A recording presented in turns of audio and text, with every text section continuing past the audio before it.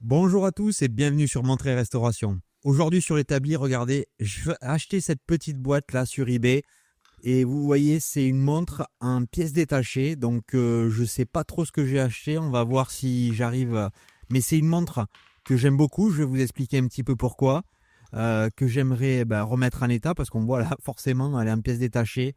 On voit on a un calibre, on a un boîtier, on a des pièces, on dirait qu'on a un cadran à l'intérieur, on voit déjà sur le boîtier à l'arrière, on voit que c'est une Movado. Donc on va avoir une super restauration sur cette montre. Si vous n'êtes pas encore abonné à la chaîne, je vois qu'il y a beaucoup de gens qui me suivent mais qui ne sont pas encore abonnés. Abonnez-vous, mettez aussi le petit pouce bleu, ça va aider à promouvoir cette vidéo. Et merci par avance sur votre support.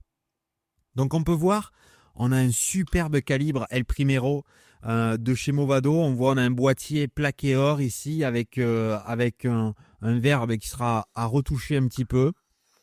Et vous voyez à l'intérieur de cette boîte, vous allez voir, il y a un sublime cadran. Regardez ce magnifique cadran de chez Movado. Une montre que j'adore. Personnellement, j'adore cette marque Movado. D'ailleurs, j'adore deux des marques qu'on peut retrouver dans cette montre. Bien sûr, Movado, mais aussi le Zénith avec notamment son calibre, le Zénith El Primero. On en parlera un petit peu dans cette vidéo. Et on voit aussi, on a les aiguilles. Alors, ce qui est bizarre, on voit, on a des aiguilles couleur or et on a la trotteuse ici du chrono qui est en acier. Donc, on va voir ce qu'on peut faire sur cette montre pour bien sûr que toutes les montres soient couleur or. Donc, on va, vous voyez, maintenir ces pièces dans ce petit boîtier parce qu'on fera ça à la fin. Et là, on va regarder. Donc, forcément, je ne sais pas ce calibre, hein, s'il tourne bien, en quel état il est. On voit, il est dans cette petite boîte en plastique ici. On voit, on a le système de date. J'ai assez à la couronne, vous voyez, à la tige de remontoir. On dirait que tout fonctionne. On voit le système de date rapide aussi qui a l'air de fonctionner. Donc ça, c'est plutôt bien. On va voir si on a un saut de date. Ici, on fait le changement. On regarde si on a le calibre qui remonte comme il faut. On voit calibre automatique, hein, bien sûr, sur un Zénith El Primero. Et si on met ce calibre sur le time grapher, on voit que l'amplitude, enfin le calibre tourne plutôt correctement d'ailleurs. On perd, enfin plutôt on gagne 14 secondes par jour. On a une amplitude qui est aux alentours des 250-260, donc pas trop mal. Mais comme j'ai dit, hein, on voit que la montre est en pièces détachées, je ne sais pas pourquoi. Donc ce qu'on va faire, on va faire un service complet sur ce calibre dans un premier temps. Donc calibre assez compliqué, hein, on est sur un Zénith El Primero, donc forcément calibre chronographe automatique avec DAC, avec date. Donc c'est pas un calibre assez simple à faire. Donc on va essayer de, bien sûr, hein, si je vous faisais le détail de ce calibre sur le service, on pourrait avoir une vidéo qui dure 3 heures, hein, rien que pour le service de cette montre. Donc bien sûr, on va aller un petit peu plus vite forcément sur cette montre. Mais si vous avez des questions sur le service de ce chronographe, de ce calibre en particulier, n'hésitez pas à mettre des commentaires. D'ailleurs, si vous voyez aussi pour des choses où vous n'êtes pas d'accord sur ce que je fais, comment je le fais, n'hésitez pas à mettre des commentaires. Comme ça, on partage le maximum d'informations tous ensemble. Et voilà, c'est le but d'une communauté, de partager sur notre passion sur les montres. Donc là, je vais attaquer à démonter, vous voyez, on va démonter ça ensemble.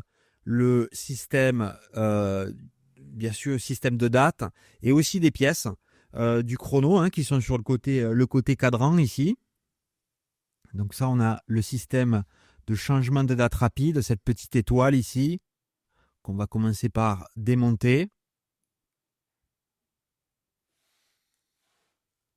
Voilà, donc vous voyez, vous allez voir toutes les pièces. Il y a énormément de pièces dans ce calibre. Donc c'est pour ça que je vous dis, c'est pas si vous démarrez, si vous voulez, je sais pas, vous avez la Zénith El Primero de votre grand-père et vous voulez la restaurer vous-même, ne démarrez pas par un Zénith El Primero. C'est quand même assez complexe comme calibre. Commencez sur des choses plus simples et ensuite commencer à avoir un petit peu d'expérience et à passer sur un Zénith El Primero, même sur des chronographes. Il y a des chronographes par exemple qui sont pas du tout les mêmes, hein, mais si vous démarrez par exemple, je vous dis sur un Landeron 48 ou même un Vénus C'est des calibres qui seront beaucoup plus simples à restaurer qu'un Zenith El Primero qui quand même est assez complexe comme chronographe. Donc voilà, si même vous vous sentez on dit comme premier chronographe, je vais démarrer sur un Zenith El Primero, c'est pas vraiment une bonne idée. Je vous le dis de suite. Donc voilà, donc là vous allez voir, il y a quand même pas mal de pièces. Là on a déjà démonté, vous voyez, la partie du chronographe, la partie heure du chronographe. Et là maintenant on est en train de démonter la partie pour le changement de date. On va voir qu'il y a déjà pas mal de pièces aussi, hein, juste pour le changement de date. On voit ici, on a une roue intermédiaire, on a une roue ici pour le saut qui va donner l'impulsion pour le saut du changement de date. Et que vous allez voir dessous, rien que pour ça, regardez le saut de date, on a une pièce ici avec une roue, qui sont deux pièces ensemble. On a un énorme ressort qui vient donner justement la force pour faire le saut de date ici. On a ici encore une pièce ici qui est plutôt qui va aider comme pour une cam pour faire le saut de date. Et encore ici, on a encore un système ici pour faire juste l'indexation sur le disque de date. Et rien que ces pièces-là aussi, vous allez voir, il y a encore plusieurs pièces dans la même pièce. Donc oui, c'est un calibre, comme je l'ai dit au tout début, qui est quand même assez compliqué. Donc voilà, on a enlevé toutes les pièces. Là maintenant, on va passer côté chrono. Donc aussi, vous allez voir, hein, on est sur un chrono à colonne. Donc c'est assez particulier aussi. Hein, on est sur un calibre de chronographe, on va dire de très bonne qualité. Hein. Et juste ce chronographe là, ce chronographe, même ce type de calibre là, parce que les Zenith El Primero, forcément c'est un Zenith, c'est un calibre qui existe depuis 1969-1970 et qui est toujours en fabrication aujourd'hui. Donc forcément il y a eu des évolutions, hein, mais ici même je vais dire 90% du calibre reste le même que celui qui a été créé. Donc c'est celui sur lequel je suis en train de travailler maintenant. Hein. C'est un des premiers calibre de chez Zenith. Donc c'est un calibre de voilà. Alors je pense pas que ce soit de l'année 69, mais peut-être de 70, 71, 72, vraiment tout début. Et regardez cette pièce là que je viens de remonter, il y a déjà un problème. On voit qu'il manque une partie qui est cassée. Je vous montrerai un petit peu plus tard avec la pièce qu'on va retrouver la différence. Donc vous voyez, c'est toujours l'intérêt quand on démonte ces calibres de faire attention. Et de vraiment aussi surveiller, voir si on voit des pièces qui sont cassées. Comme ça, on sait que quand on va devoir remonter le calibre, on ne va pas remettre une pièce qui est cassée. On va essayer de suite trouver une pièce à changer sur une pièce cassée. Donc, comme je vous l'ai dit, ce calibre, voilà, c'est un des premiers, voilà, sur les premières années de fabrication. Et bien sûr, maintenant, pratiquement 50 ans plus tard, on a des Zenith El Primero qui sont toujours en fabrication, mais comme je vous l'ai dit, les calibres sont à 90% les mêmes. Donc c'est pour vous dire vraiment l'intelligence qu'ils ont eue et vraiment la qualité de ce calibre. Juste pour vous dire qu'il l'utilise encore aujourd'hui, c'est pour vous dire que voilà, c'est un calibre qui est extrêmement robuste et qui était déjà dès le départ, un calibre qui a été vraiment designé de manière extrêmement intelligente. Donc là, vous voyez, on continue sur le système du chronographe. Je vous expliquerai un petit peu plus quand on va remonter ce calibre sur le chronographe, un petit peu comment ça fonctionne. Là, on est en train de ce qu'on appelle l'embrayage. On a il nous reste les dernières pièces sur la partie calibre. Mais pour vous dire aussi, voilà, donc là, on est sur une montre Movado. Et Movado à l'époque, donc notamment pendant cette période, Movado est une marque qui n'existe plus aujourd'hui. Alors le nom, vous le voyez, mais la marque comme elle existait à l'époque, forcément pendant la crise du quartz, la maison en fait, elle a fait faillite. Hein. Donc elle n'existe plus comme elle existait avant. C'était une fabrique de montres qui était vraiment énorme. Qui ont fait des calibres superbes, qui ont eu aussi voilà, des inventions chez Movado qui ont été vraiment fantastiques. Je crois que c'était d'ailleurs même une des plus grosses maisons, c'est-à-dire qu'il y avait énormément d'employés qui travaillaient chez Movado. Et malheureusement, la crise du quartz dans les années 70-80 est passée par là. Et voilà, ils ont pris les mauvaises décisions. Et comme beaucoup en Suisse à l'époque avaient énormément de mal financièrement pour survivre, et Movado n'a pas pu survivre. Voilà, c'est une montre, c'est une marque plutôt qui n'existe plus. Et à l'époque, ils travaillaient énormément en collaboration avec Zenith. Donc Zenith aussi, il y a énormément d'histoires hein, sur Zenith et notamment sur le Zenith El Primero. Mais Zenith qui est resté en fonction et qui existe toujours, qui fait partie du groupe LVMH. Voilà, et Zenith travaillait avec Movado et on travaillait avec Movado sur le Zenith El Primero, sur ce calibre-là. Et forcément, Movado utilisait ce calibre-là pendant dès que le Zenith El Primero est apparu. Tous ces chronos, tous ces chronographes, donc c'est pour ça que vous avez des Zenith El Primero dans les montres, dans les chronos Movado de l'époque, de superbes chronos où il y a une petite différence. Donc forcément, vous l'avez vu sur le calibre, il y a Movado et c'est pas marqué Zenith dessus, mais aussi l'emplacement de la date. Vous avez vu sur le cadran, on verra quand on va le remettre. Sur le cadran, la date est à midi, alors que sur les Zenith et le Primero même de l'époque, la fenêtre de la date était entre 4h et 5h. Donc voilà, c'est un petit changement aussi qui est vraiment sur les Zenith et le Primero, plutôt sur les cadrans qui ont été utilisés sur les Movado, qui est différent avec celui des Zenith. Donc voilà, c'est une toute petite différence. Mais voilà, c'est des montres que j'adore, Movado même, alors pas forcément les montres chrono, mais les montres Movado avec les calibres Movado sont superbes. Et en plus avec la collaboration avec Zenith, je les trouve magnifiques et forcément qui sont à une fraction du prix. Aujourd'hui, si vous achetez une Zenith El Primero des années 70, c'est une montre qui va vous coûter le double avec le même calibre à l'intérieur d'une Movado Datacron ou Datron dans ce modèle-là. Qui vont coûter 2 fois moins cher d'une Zenith El Primero avec exactement le même calibre à l'intérieur.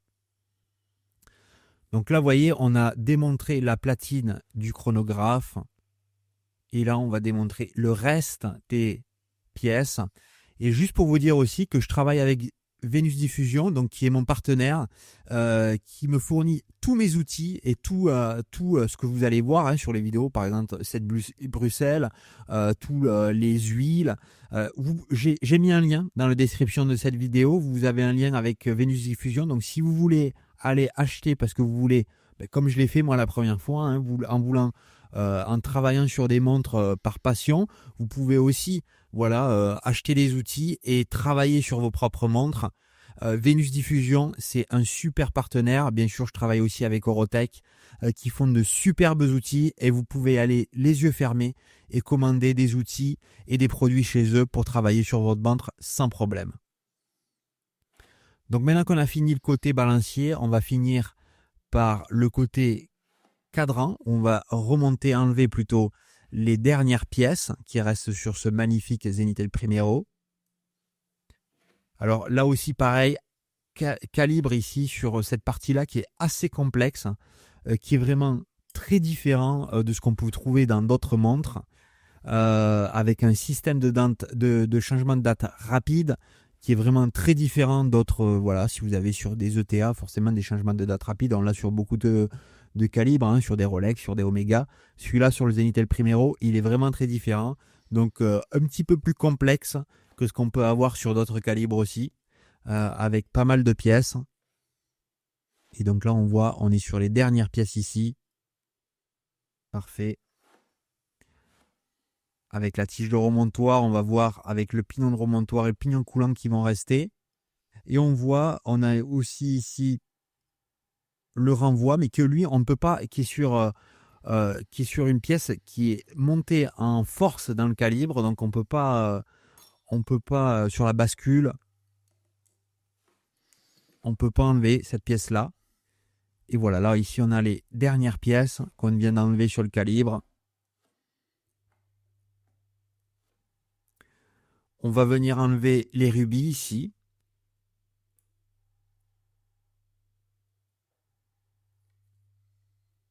Parfait. Donc là, les rubis qui sont sur l'axe du balancier qu'on vient enlever.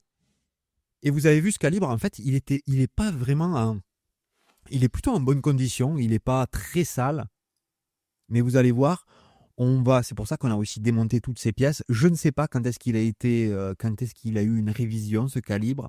Donc on va nettoyer toutes ces pièces, on va enlever toutes les impuretés, on va enlever les graisses, les huiles séchées. C'est pour ça ici qu'on enlève les rubis. Et on va bien sûr passer tout ça dans une machine à nettoyer qu'on va voir un petit peu plus tard. Donc d'où vraiment l'intérêt de faire ces services, c'est vraiment très très très très important. Donc vous voyez, on avait le pont supérieur où on avait le chronographe qui était sur le barillet. Et donc là on voit, je viens de démonter les petits vis ici qui sont minuscules. Et dessous vous allez voir, on a la roue. Ici on va avoir une roue. Donc voilà, on a la roue des couronnes que je viens ici enlever, qui est quand même assez dur à enlever. Vous voyez. Donc il devait y avoir pas mal de graisse ou quelque chose de séché à l'intérieur, qui fait que j'avais du mal à enlever cette roue ici. On voit aussi, il y a énormément de rubis sur cette montre. On peut voir pas mal de rubis. Je vous parlerai aussi, il y a des différences aussi sur le Zenitel Primero avec le nombre de rubis, notamment pour des calibres qui étaient plutôt à l'exportation, notamment aux États-Unis. Et là, on va se concentrer sur le barillet. On voit alors quand il y a marqué Do Not Open, donc ça veut dire ne pas ouvrir. C'est quand il y a marqué ça, le premier truc qu'on veut, c'est ouvrir ce barillet et regarder l'état à l'intérieur. Forcément, c'est une montre automatique. Donc, il y a de ce qu'on appelle de la graisse graphite sur le côté, enfin sur les côtés du barillet ici. Donc, on va bien sûr nettoyer tout ça. Et ce qu'on va faire sans doute, vous allez voir, on va enlever le ressort. Mais pareil, je ne sais pas du tout, ça fait combien de temps que ce ressort n'a pas été changé. Donc, on va sans doute mettre un nouveau ressort pour le calibre El Primero ici. Partir sur quelque chose, une base, voilà, qui est la meilleure possible. Et on va, ici, je fais un petit polissage, vous voyez, des points pivots. Et je vais faire ça sur toutes les roues, sur tous les points pivots du train de roue ici. Juste pour voilà, avoir le minimum de friction sur les points de pivot. Et on va mettre toutes ces pièces dans des petits paniers ici. Donc là, on a un tout petit panier. Après, bien sûr, on va avoir des paniers un petit peu plus gros. Et vous allez voir qu'il y a énormément de pièces qui vont être mises dans ces paniers. Voilà, regardez, ça commence à faire pas mal de pièces ici. Et bien sûr, ces paniers-là, on va les prendre pour les passer dans une machine à nettoyer. Et on va enlever toutes les impuretés, les graisses, les huiles sur ces pièces pour voilà, qu'elles soient le plus propres possible pour que quand on va remonter ce calibre, on part sur une bonne base de nouveau. Donc voilà le nettoyage. On va d'abord passer ça dans une solution de nettoyage, la première. Ensuite, on va passer sur 2 étapes de rinçage et on va finir en séchant les pièces. Donc encore, juste pour vous dire, si vous n'êtes pas encore abonné sur la chaîne, si vous aimez, cliquez sur le petit pouce bleu. Aussi, cliquez sur la petite cloche, comme ça, vous aurez une notification dès que je mets une nouvelle vidéo. J'essaie de mettre une vidéo à peu près toutes les 2 semaines. Ça prend pas mal de temps pour faire ces vidéos. Donc voilà, juste pour supporter la chaîne, cliquez sur le petit pouce bleu et cliquez aussi sur le petit bouton pour vous enregistrer. Comme ça, vous serez abonné à la chaîne. Et aussi, je vous mets dans le lien mon Instagram. J'essaie de mettre aussi des petites vidéos ou des photos aussi qui sont voilà, en cours sur les montres sur lesquelles je travaille. Donc n'hésitez pas à mettre ça sur les vidéos et de poster sur mon Instagram, de vous abonner sur mon Instagram. Je mets ça dans la description de la vidéo. Donc voilà, maintenant les pièces ont été nettoyées et elles ont été aussi séchées. Donc on va démarrer par faire un petit traitement épilame, comme j'essaye de faire à chaque fois sur les pièces. Comme je vous ai déjà raconté, ça va aider à maintenir l'huile ou les graisses qu'on va mettre sur les pièces en surface. L'huile plutôt va pas s'étaler sur la surface. Et vous voyez, c'est l'huile là que je viens mettre sur ici les rubis. Vous voyez, je vais mettre une goutte d'huile au centre. Et cette goutte d'huile va être capturer, si on veut, là, voilà, sur ce chaton ici, entre les deux pièces. Et donc ça, on va venir, l'axe du balancier va venir baigner, si vous voulez, dans cette goutte d'huile. Pour encore cette huile, et comme les graisses qu'on va mettre, va aider à réduire la friction et pour que ce calibre mécanique soit avec le minimum de friction quand ça tourne. Donc voilà, maintenant on va remettre, vous voyez, ces magnifiques rubis ici avec la goutte d'huile au centre, sur son axe, sur l'axe du balancier. Et donc comme on l'a dit, cet axe qui va venir baigner dans cette huile pour réduire cette friction à un minimum.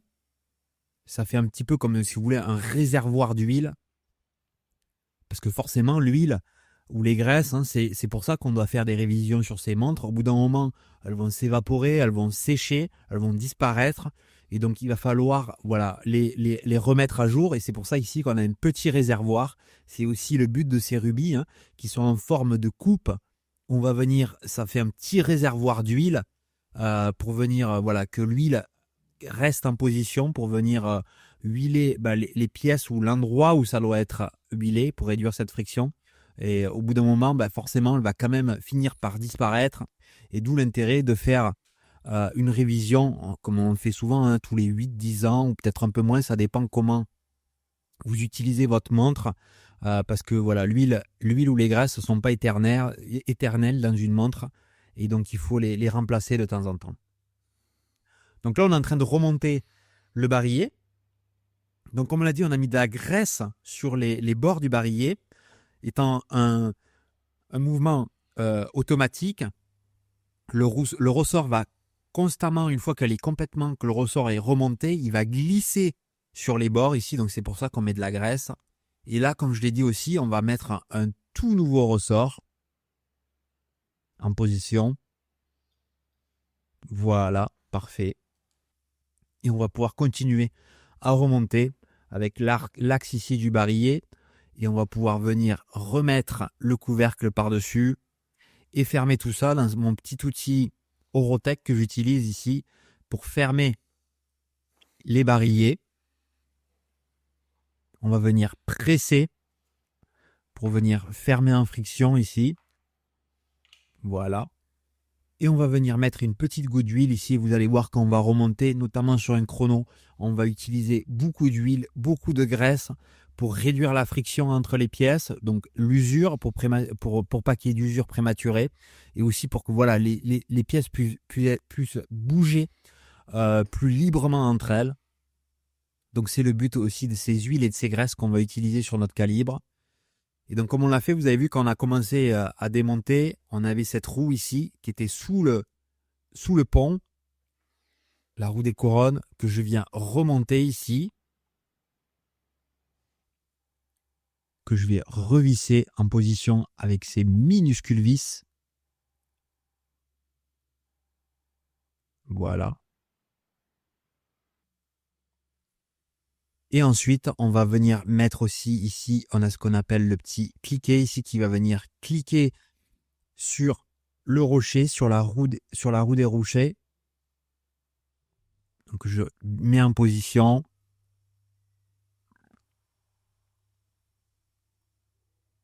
Voilà, et qu'on va venir maintenir aussi à chaque fois avec la petite vis sur son point de pivot. Et maintenant, on va pouvoir attaquer en remontant. Donc, dans un premier temps, ce que je fais sur un chronographe, c'est toujours d'abord, on va remonter le calibre de base, c'est-à-dire le calibre qui donne l'heure.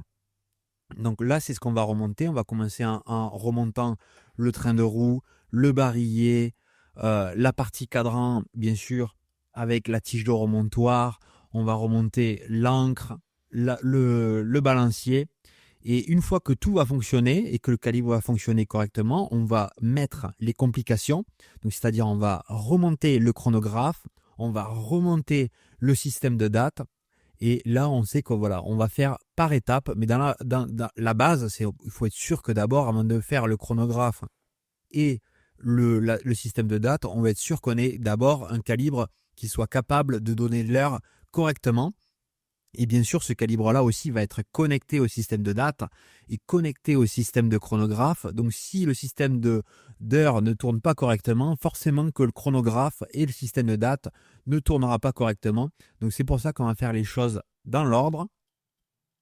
Donc là, vous voyez, maintenant qu'on a mis le barillet, qu'on a remis le train de roue et certaines pièces aussi du remontage automatique, on va venir mettre ce pont par-dessus. Ici, on va venir l'aligner gentiment pour être sûr que tous les points de pivot dessous soient bien alignés.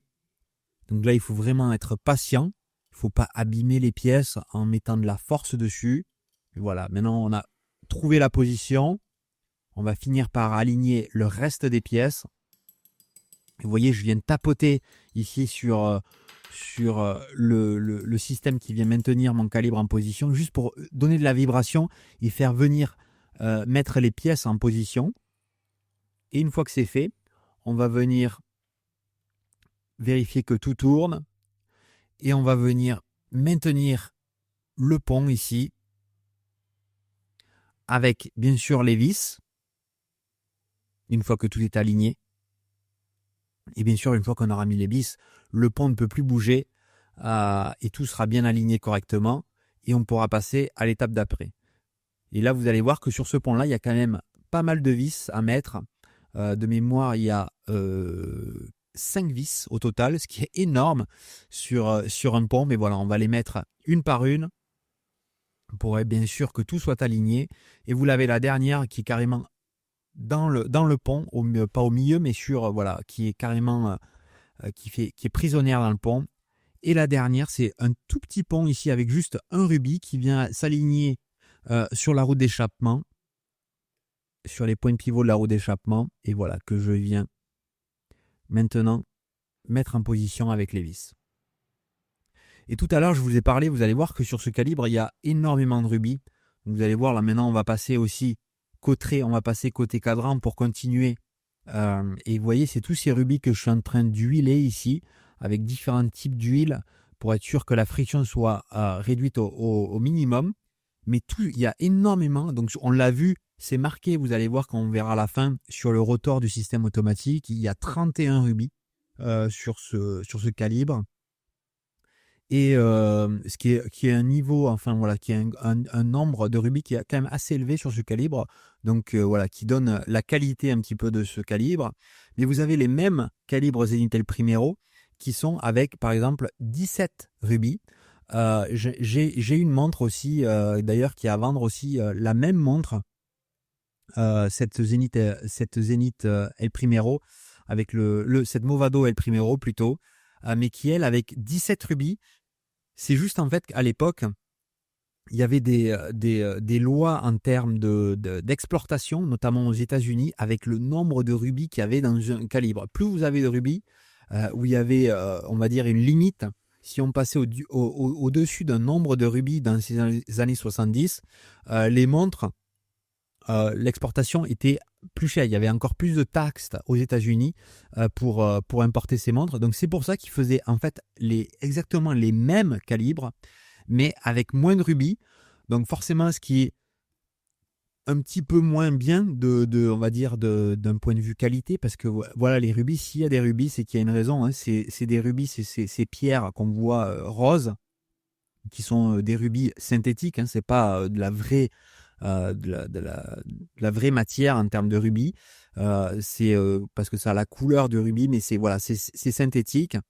Et c'est des pierres qui sont très très très dures, qui ont une dureté qui est juste en dessous celle du diamant. Donc voilà, c'est des pierres qui vont pas s'user forcément, vu qu'elles sont extrêmement dures. Donc voilà, les points de pivot qui sont faits sur ces pièces-là, s'ils sont huilés correctement, les pièces vont jamais s'user entre elles avec l'huile. Donc forcément, par contre, si on enlève certains rubis, ça veut dire que ça doit être changé par des pièces qui sont d'un métal plus dur, mais d'un métal qui sont pas aussi durs que les rubis. Forcément, c'est un petit peu moins qualitatif en termes d'usure. Donc voilà, c'est forcément un petit peu moins bien que si on avait des rubis partout. Donc forcément, c'est des calibres, comme je l'ai dit, qui sont de qualité un petit peu moins. Mais voilà, s'ils sont révisés régulièrement, il n'y a vraiment pas de risque hein, là-dessus.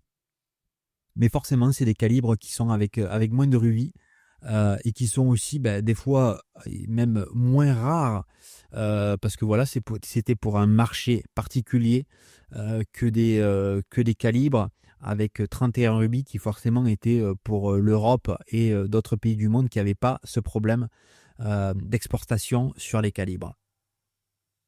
Donc là, on est passé, comme on l'a dit, côté cadran.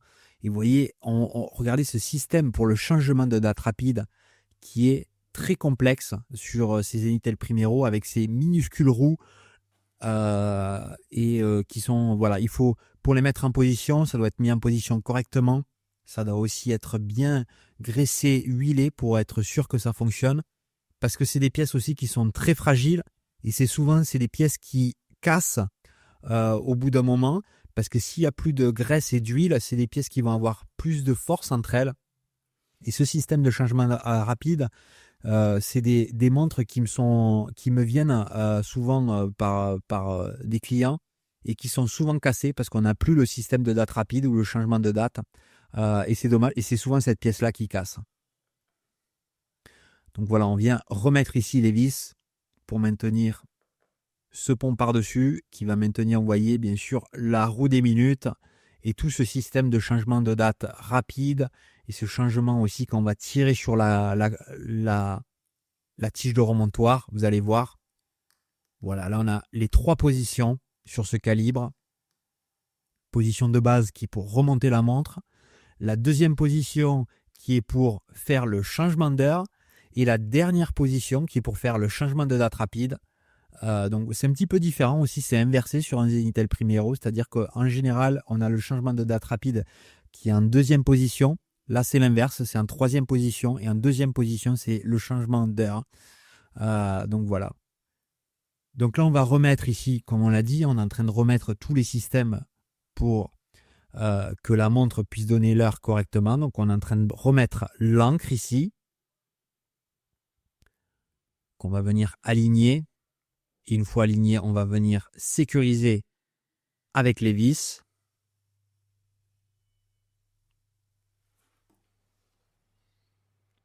Voilà, on a 2 grosses vis ici. Et une fois que l'encre, on va remonter très légèrement le calibre. On va voir si on a l'encre qui clique. Si on a l'encre qui clique, ça veut dire qu'on a la force qui était dans le ressort qui arrive jusqu'à l'encre. Et vous voyez, ça clique là, clac. Ça va d'un côté et de l'autre. Donc ça fonctionne bien. Je vais graisser. Et vous avez vu dans d'autres vidéos, je graisse l'encre au microscope.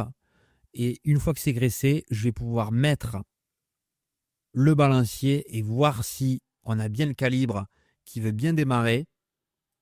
Et là, vous voyez, il démarre, mais il a du mal à démarrer. C'est juste parce que vous avez vu, j'ai fait que quelques tours sur le ressort. On va remonter la montre un petit peu plus pour lui donner encore plus de force. Et vous allez voir, regardez, on a le calibre qui démarre, parfait. Et c'est aussi pour vous dire que sur le balancier, on a ce qu'on appelle le spiral, qui est ce ressort là qui est sur le balancier, qui est un ressort assez fort.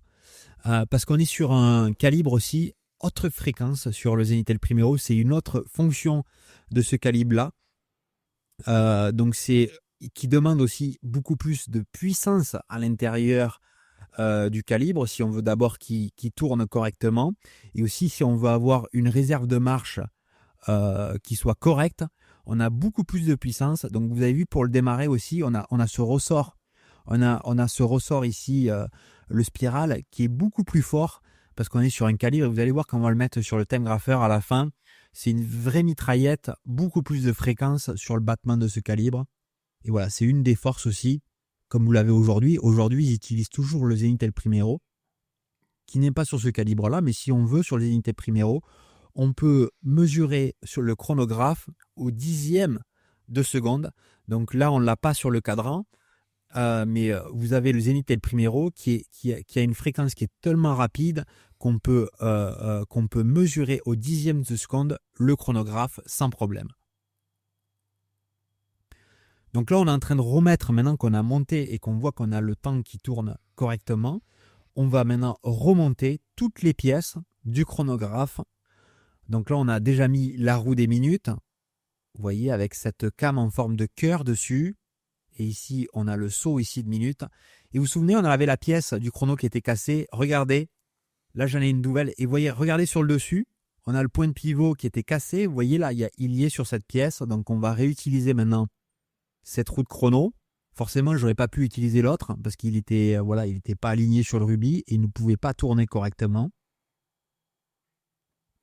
Ici, on a la roue qui est pour le système automatique, le remontage du système automatique. On a le marteau ici qui va venir, qui va être utilisé à refaire le zéro du chronographe, ici pour la trotteuse et pour l'aiguille des minutes. Donc voilà qu'on vient mettre en position.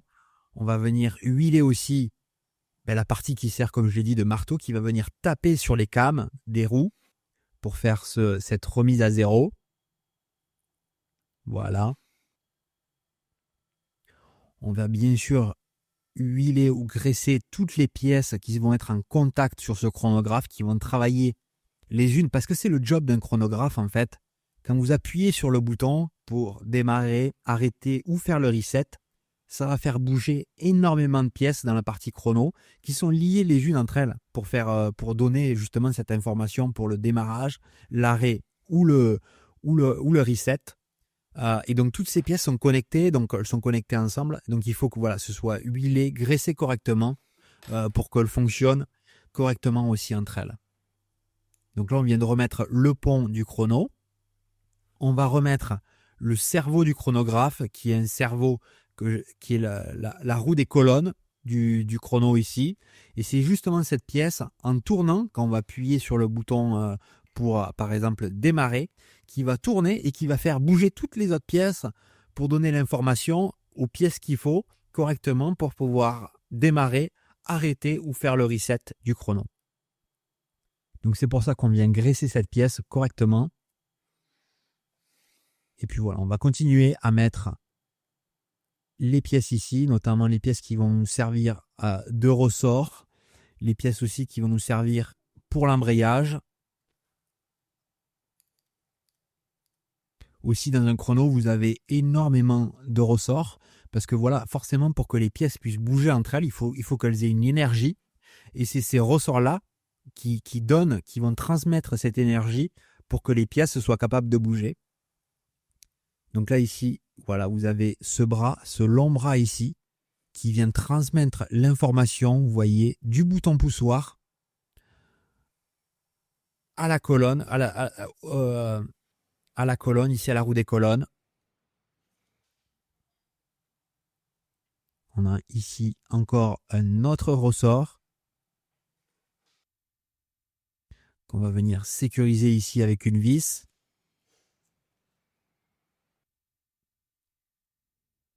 Et un autre ressort ici. Donc là, on a un sandwich de ressorts. On a 3 niveaux de ressorts au même endroit que je viens mettre avec une vis ici. Et vous allez voir, on va armer ce ressort ici. Voilà. Et c'est le job de ces ressorts qui vient mettre de la tension entre les pièces. Ici, on a le ressort pour le marteau que je viens mettre ici en position. Voilà, que je viens armer aussi et que je viens maintenir en position avec la vis. Et regardez, quand j'appuie, vous voyez la colonne qui tourne, la roue des colonnes qui tourne. Et tout ça, vous voyez des petites pièces bouger entre. Et là, on va voir aussi, on va refaire en appuyant sur l'autre bouton une remise à zéro. Là, regardez, on a le démarrage, on voit les pièces qui bougent et vous allez voir la remise à zéro. Tac, on a le marteau qui est venu taper sur les roues ici. Voilà, on voit que tout bouge et tout bouge autour de cette roue des colonnes qui est vraiment importante. Juste une petite pause parce qu'on va aussi se concentrer sur le boîtier parce qu'on a vu le boîtier était plutôt en mauvais état. Donc là, on va enlever le verre. Je vais enlever le verre. On va aussi le polir, le verre. Mais ce qu'on va faire, on va faire aussi un petit polissage très léger sur ce boîtier en or plaqué. Donc là, c'est pas vraiment, c'est juste pour lui donner de la brillance sur sur le boîtier. On va faire la même chose aussi sur la partie arrière du boîtier, sur le couvercle. Donc voilà, on va faire ça partout, bien sûr, sur le boîtier. Vous voyez, j'utilise mon outil ici qui travaille en rotation sur la pièce.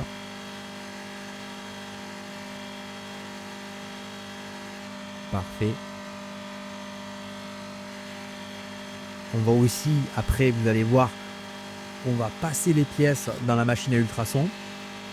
Bien sûr, il faut que les pièces soient le plus propres possible et prêtes pour être remontées et dans un état parfait. Donc là, c'est ce que je fais sur la machine à ultrasons. On va donc les pièces que je viens de polir. On va enlever aussi toute la pâte qu'on utilise pour le polissage. Et pendant ce temps-là, on va continuer à remonter le chrono. Donc on va, ce qu'on appelle ici l'embrayage, qui va venir coupler et découpler la partie chronographe si on veut arrêter ou démarrer et arrêter le chronographe. Donc voilà, là on est pratiquement au bout du chronographe. On a remonté, là on est sur les dernières pièces ici, sur les dernières pièces du chrono qu'on est en train de remonter. Superbe calibre, hein, toujours pas mal de pièces. Ici on a, et vous voyez cette roue ici qui est maintenue avec le train de roue dessous que je viens aligner sur la hauteur pour être bien sûr qu'elle est bien alignée parfaitement avec l'embrayage. Donc maintenant on a fait côté balancier, on a aussi des parties du chrono qui sont côté cadran. Donc c'est ce que je suis en train de faire là maintenant. On a la partie des heures du chrono qui est sur la partie cadran. Donc c'est les pièces que je suis en train de mettre ici, qui sont aussi connectées sur la partie, forcément, quand vous allez démarrer le chronographe, il faut que l'information passe côté cadran et côté balancier, les deux côtés en même temps. Donc c'est pour ça qu'il faut que ce soit connecté tout ensemble, que les pièces fonctionnent tout ensemble, qu'elles bougent tout ensemble. Donc c'est la même chose de ce côté-là du calibre, hein, côté cadran. On a ces pièces qui vont venir donner l'information, donc pour démarrer, arrêter et faire le zéro des heures sur la partie du chrono. Donc voilà, et aussi pareil comme on a fait de l'autre côté, on doit remettre aussi des ressorts qui viennent mettre les pièces sous tension pour que quand on va donner l'information, les pièces puissent bouger. Ici on a cet énorme ressort qu'on va mettre tout à l'heure aussi, enfin qu'on va utiliser tout à l'heure. Là c'est plutôt sur le système de date, donc pour le saut du système de date.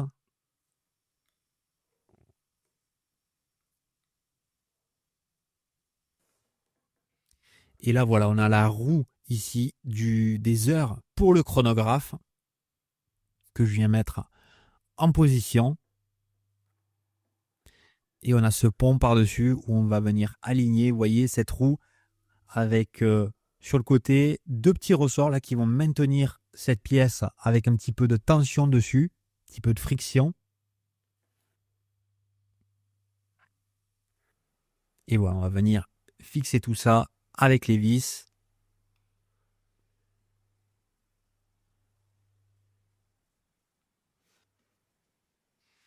On va remettre ici la chaussée. Donc là, vous voyez, elle n'est pas encore totalement en position. Il faut qu'elle vienne cliquer avec la roue des minutes ici. Voilà. Et là, on va remonter maintenant le système de changement de date. Donc, on remet ici cette pièce qui va servir en fait un petit peu comme on l'a dans les chronos, qui va servir de marteau, qui va venir taper contre le système de date pour faire le saut de date que je viens armer ici. Alors, vous voyez, assez compliqué à faire là. J'ai du mal à pousser le ressort, donc je vais utiliser avec mon outil ici Orotech en plastique pour venir appuyer, voilà, le ressort dessus. Parfait. On a ici le petit index pour le système de date que je viens mettre aussi en position.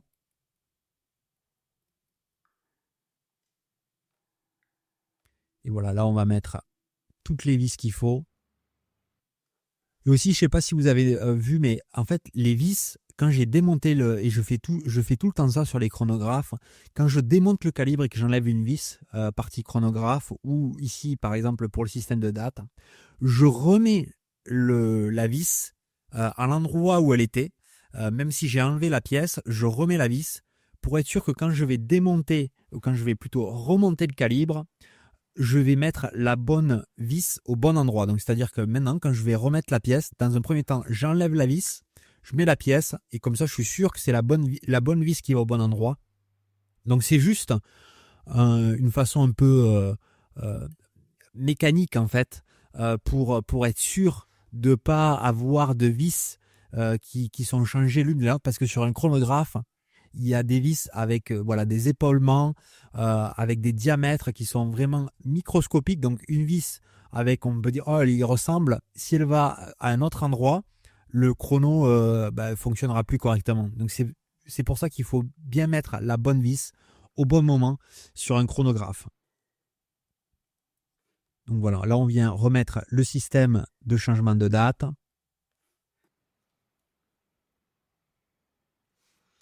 Voilà. Et ici, on met le disque de date. Vous voyez ce magnifique disque de date, couleur noir et or, là, que je trouve superbe. Et donc, on va venir le mettre en position et on va venir mettre les petites vis ici. Il y a 4 vis, en fait, qui vont maintenir ce disque de date en position.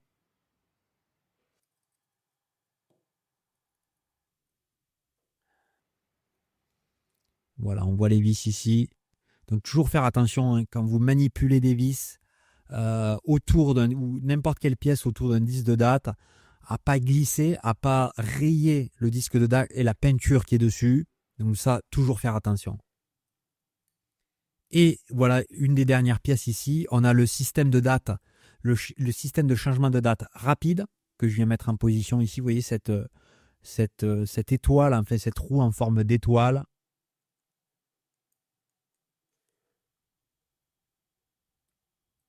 Voilà, que je viens mettre en position ici avec la vis. Parfait. Et la roue des heures, voilà, qui vient en position. On vient remettre ce magnifique cadran. Regardez ce cadran avec cet effet irisé là sur le dessus, qui est magnifique, noir et un petit peu or comme couleur, que je viens visser ici avec les vis de cardan. Je vais faire un petit léger polissage sur les index ici, couleur or. On va faire un petit pré-nettoyage, enlever toutes les impuretés, les poussières qu'il peut y avoir sur le cadran. Et bien sûr, on va remettre les aiguilles. Donc on va démarrer par l'aiguille des heures, que je viens presser ici, vous voyez, avec mon outil Orotech. Et encore dans la description, je vous ai mis les liens si vous voulez avoir. Et n'hésitez pas à poser des questions si vous voulez sur la vidéo, sur les outils que j'utilise. Si vous avez des questions particulières, n'hésitez pas à mettre ça dans vos commentaires. Je serai ravi d'y répondre. Donc là, on va aligner maintenant l'aiguille des minutes, parfaitement à minuit.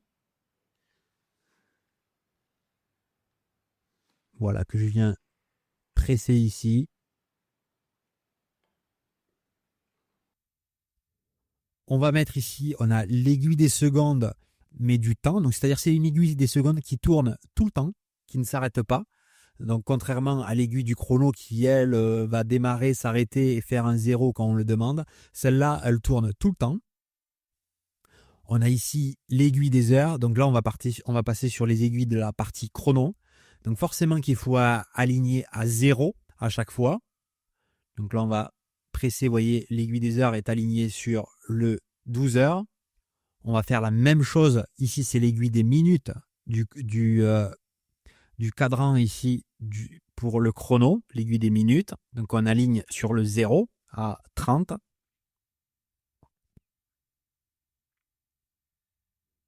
Et la dernière aiguille.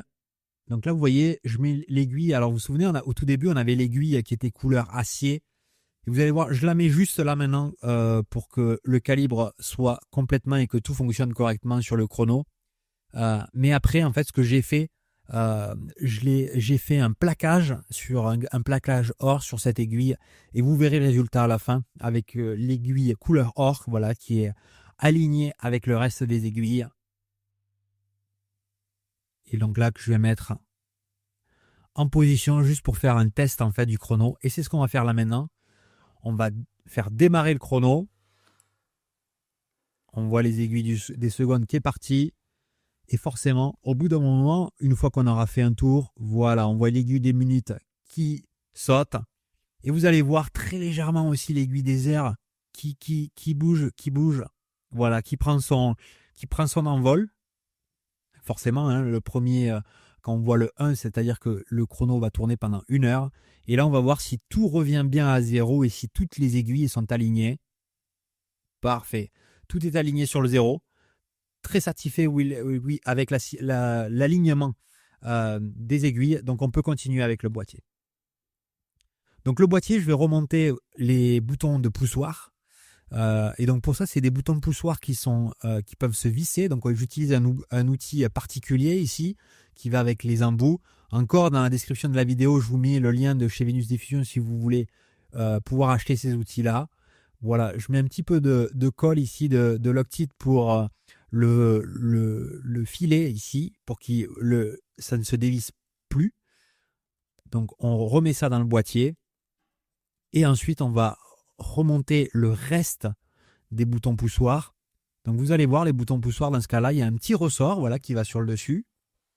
On va remettre le bouton poussoir ici qui va s'aligner avec le tube qu'on vient de mettre.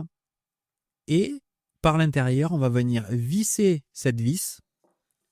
Voilà, qui va maintenir en fait le bouton de poussoir avec son petit ressort à l'intérieur et qui va donner forcément cette petite sensation de ressort aussi qu'il y a et qui va se remettre en place avec le ressort une fois qu'on relâche le bouton poussoir.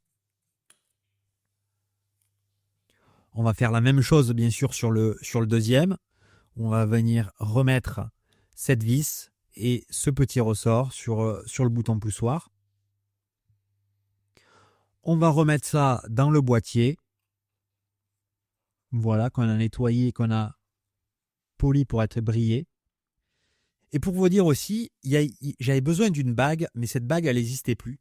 Donc en fait, cette bague, j'avais une montre de chez Movado où il y en avait une à l'intérieur, donc je l'ai remesurée et en fait, j'ai refait cette pièce. Vous voyez, c'est la pièce que vous voyez ici en 3D sur mon ordinateur que j'ai refaite, remesurée et redesignée. Vous voyez, là maintenant, je l'ai refait après sur des plans et que j'ai envoyé ça à un fournisseur qui m'a refabriqué cette bague qui est vraiment très spécifique en fait à cette montre. Vous voyez cette bague qui vient s'aligner, qui vient aligner parfaitement le calibre sur les boutons de poussoir et sur la tige de remontoir. Et là, vous voyez, je viens remettre maintenant l'aiguille, comme je vous avais dit, que j'ai de nouveau, enfin que j'ai replaqué couleur or. Donc forcément, pour avoir le résultat parfait, et que je viens réaligner, vous voyez, pour être sûr que de nouveau tout soit réaligné correctement sur la partie chrono.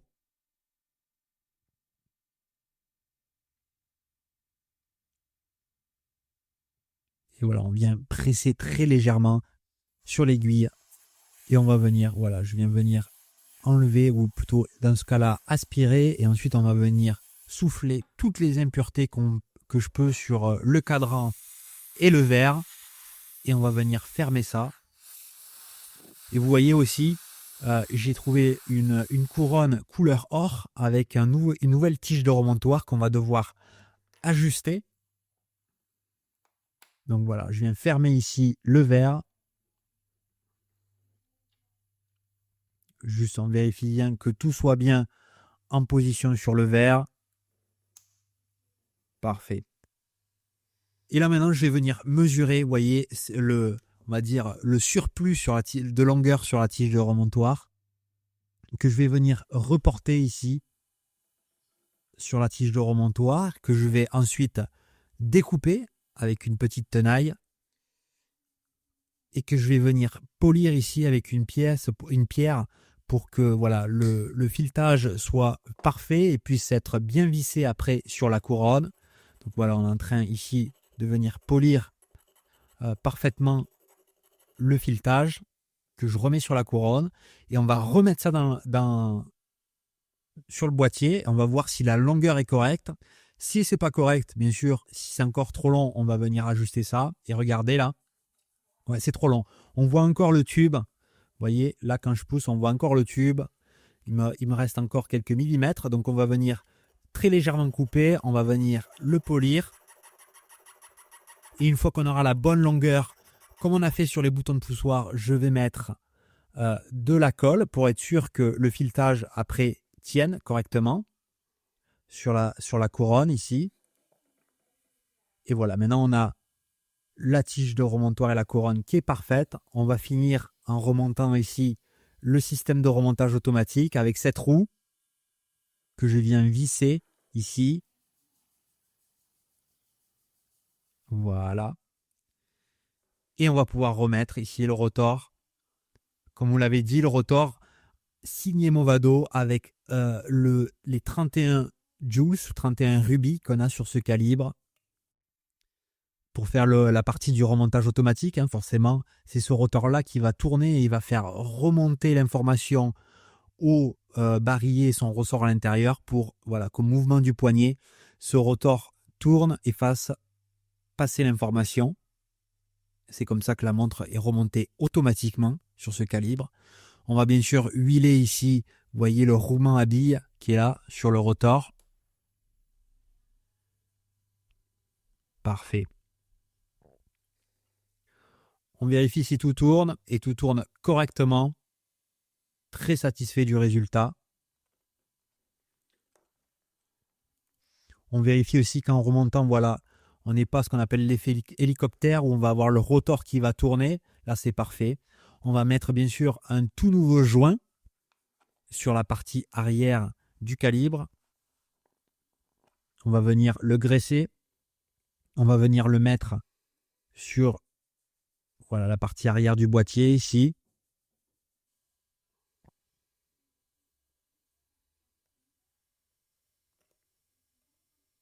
Voilà, on va venir gentiment ici le mettre en position. Voilà. Parfait. On va pouvoir venir fermer cette magnifique montre et vous allez voir le résultat, le cadran, le résultat sur cette montre est superbe. Regardez ça. Magnifique montre. Magnifique cadran. On va venir démagnétiser la montre. Et en attendant de voir les résultats, juste pour vous dire aussi que j'ai mon propre site internet. J'ai mis le lien dans la description aussi de cette vidéo. Vous pouvez aller voir sur le site. Il y a mes montres qui sont en vente, aussi des montres, notamment comme cette montre, qui ont été restaurées et qui sont en vente si vous voulez acheter les montres. Et aussi si vous voulez envoyer votre montre, par exemple une montre avec un Zenitel Primero, si vous voulez l'envoyer pour faire une restauration ou un service, n'hésitez pas à me contacter sur mon site internet et je serai ravi de travailler avec votre montre. Et regardez le résultat maintenant sur le Time Raffer, on voit l'amplitude qui est montée à 275 et on voit une montre avec un bit error qui est parfait et une montre qui est parfaitement à 0 secondes par jour, donc qui tourne super résultat. Et donc là, une montre qui va pouvoir tourner sur les prochaines années sans problème avec une montre avec un calibre superbe à l'intérieur. Regardez ce résultat sur cette montre. Superbe montre vintage avec un superbe calibre à l'intérieur. Moi, j'adore travailler sur cette montre et j'espère que vous aimez les vidéos. Et on se retrouve très bientôt pour la prochaine. Bye bye.